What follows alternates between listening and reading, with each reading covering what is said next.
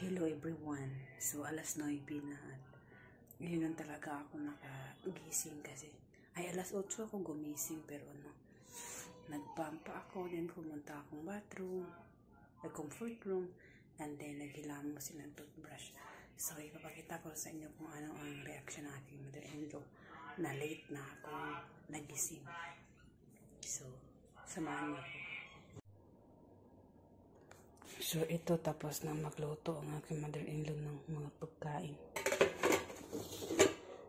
Ito. Rice.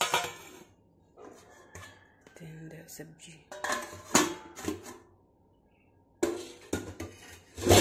And this is another rice, the new rice. Ito. Dal.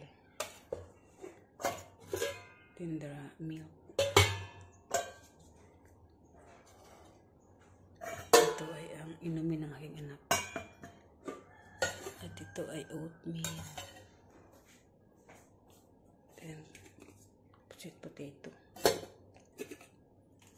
And the papaya. And the milk. So, ang gagawin ko ay maglilinis na lang ako mamaya. So, ito na ang aking pagkain sa agahan kasi nga nag-prepare na si Mami dahil late akong nagising. So, minsan nahihiya na nga ako. So, ito gatas, then potato, then oatmeal, and puka.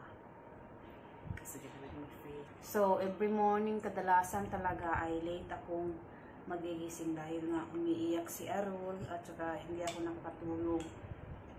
So, ito talaga ang ginagawa ni Mami. Nagluluto na siya. Hindi siya nagagalit dahil naiintindihan niya kasi yung feeling ng ina. So, bihira lang ito sa bihira lang to sa India na nakahanap ka ng biyanan na napakabuti ang kalooban. So, ito siya. So, mamaya ay maglilinis na lang ako. So, talagang nagpapasalamat ako sa aking biyanan nito sa India dahil napaka-understanding niya. So, luto na itong ang aga niya gumising para sa aming lahat. So, yun na yun. So, maglilinis na ako mamaya ng plato.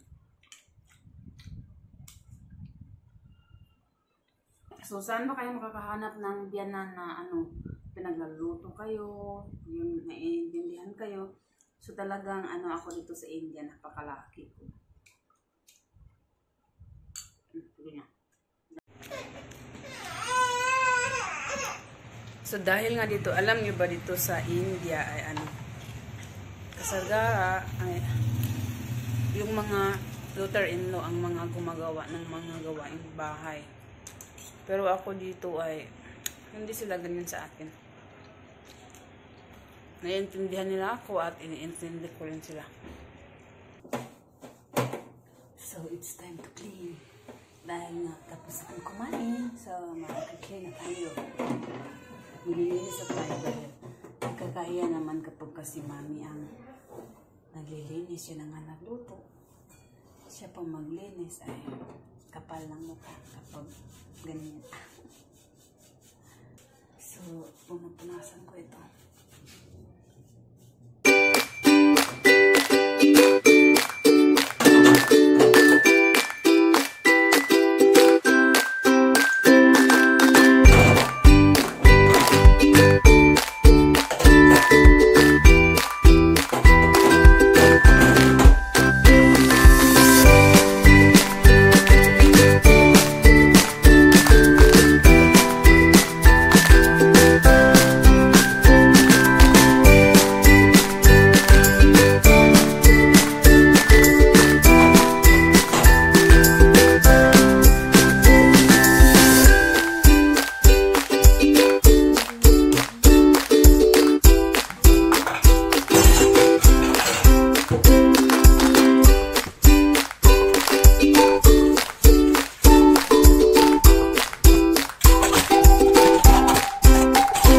So, ito na si Senyorito Arul.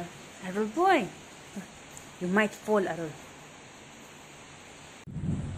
So, ito na si Arul boy. Matutulog to whole day and iiyak sa gabi. Walang niya. Joke lang.